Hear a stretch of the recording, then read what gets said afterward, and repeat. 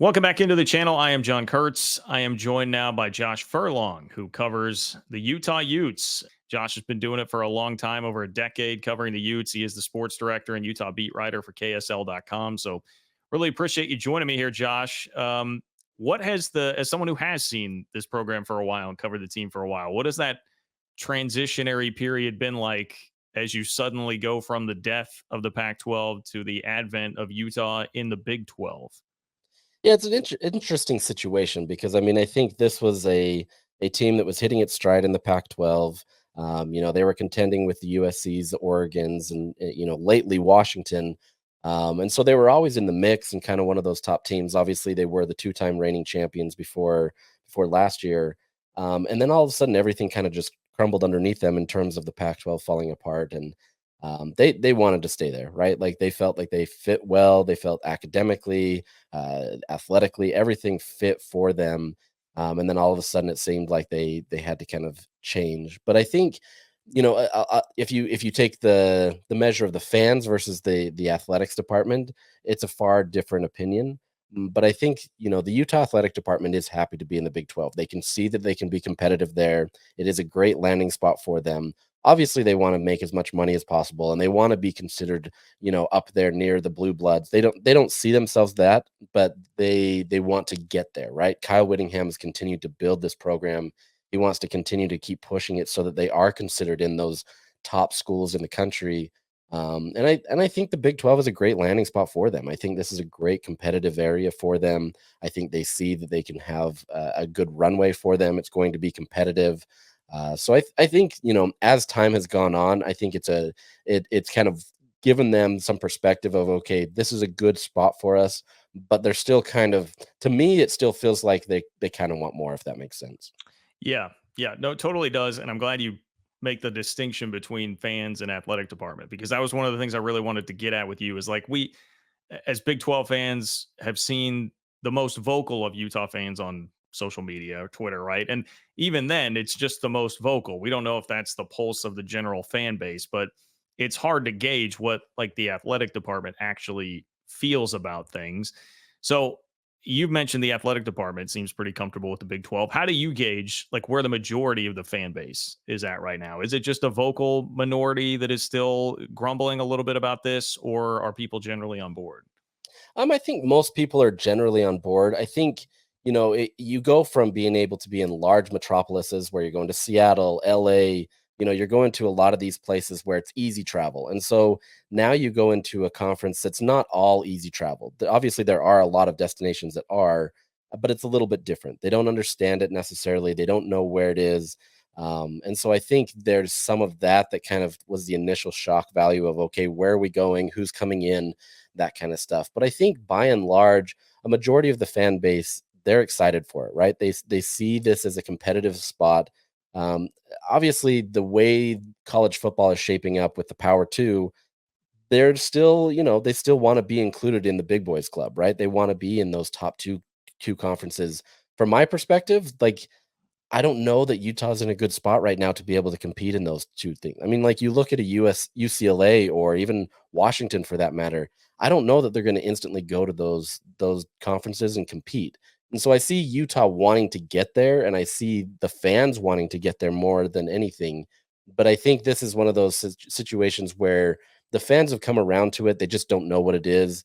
Obviously, preseason projections have Utah really high, and so I think that gives Utah fans a little opportunity to kind of tout their strength and pound their chests a little bit, as never happens on Twitter.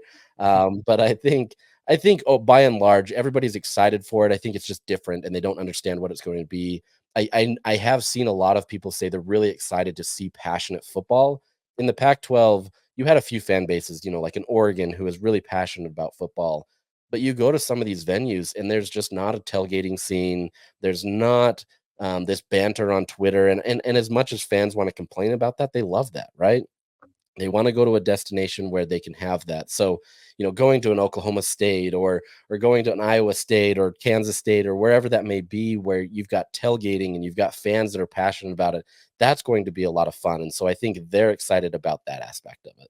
Yeah, well, I think you nailed the distinction there between the two conferences. And On the Big Ten front, I know the Kyle Whittingham quote from the press conference, I think it was last September, got a little bit of run there where he was talking about seeing UCLA again. And people thought, okay, is this him saying we're going to be in the Big Ten again at some point? Is that the expectation of the athletic department? Obviously, it's the goal for everybody, but do you feel like that is kind of a realistic expectation for people involved that eventually they will get there? I think that's their goal. I think they want to be able to see that. And that quote that Kyle had was taken out of context a lot. I mean, a lot of people spun that and say, okay, Utah doesn't want anything to do with the Big 12.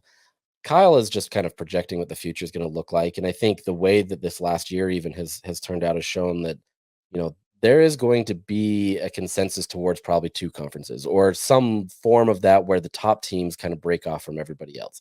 Whether that happens or not is anybody's guess, but I think we're heading that way. And so I think he was saying there's going to be changes. We'll likely play them again, that kind of thing. I think if you gave them some truth serum and you got in, obviously they want to be in the Big Ten. I think they feel they fit academically well there. I think especially with their AAU status that they recently got, they feel like they can be competitive in that brand of football. They pride themselves in a defense and where they can kind of fit in with that. But I mean, the reality is if you go to the Big Ten, there's going to be significant strides that need to be taken with this program to compete. I mean, you can't just compete with Ohio State, Michigan, Penn State on a regular basis. Oregon's building up to that. These programs are going to be tough, and you don't want to be the Nebraska, right? Like you don't want to be that team that goes in, thinks they have a better situation, and then find themselves kind of in no man's land forever. So I know it is a goal, right? I think they want to be there. They see themselves as a high standing college football team. The reality isn't always that, right? I think, there's an opportunity for them. And I think if they continue this trajectory and they continue to do good things, obviously they could be included in that top tier, whatever that may be in the future. But they're not trying to skirt the Big 12 or anything like that and trying to get out of it that way.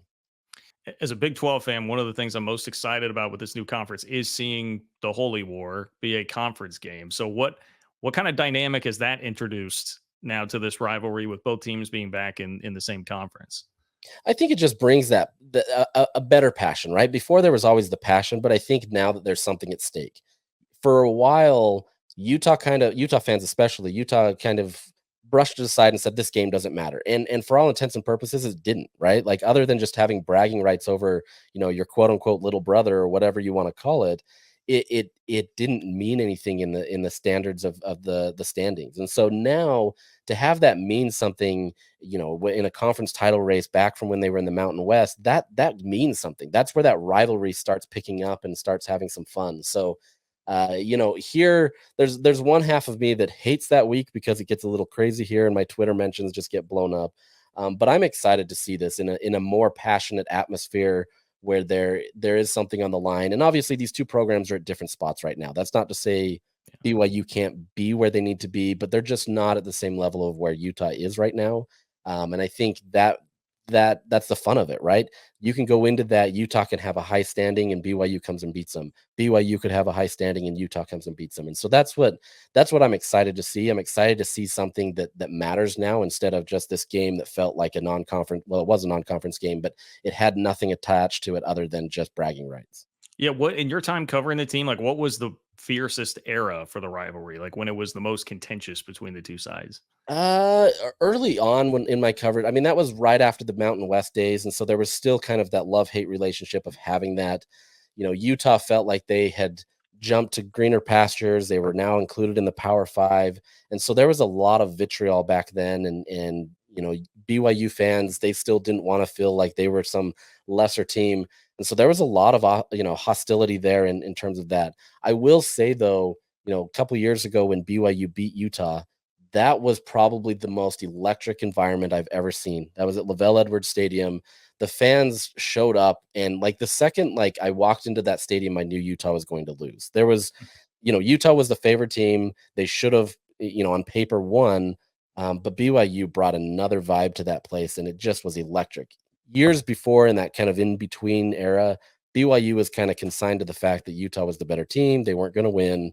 And so it's kind of been this fun cyclical thing where at the beginning of Utah's Pac-12 tenure, there was this hostility, and then at the very end, that hostility returned. And so I'm curious to see how that transitions now in the Big 12 and kind of how that works out.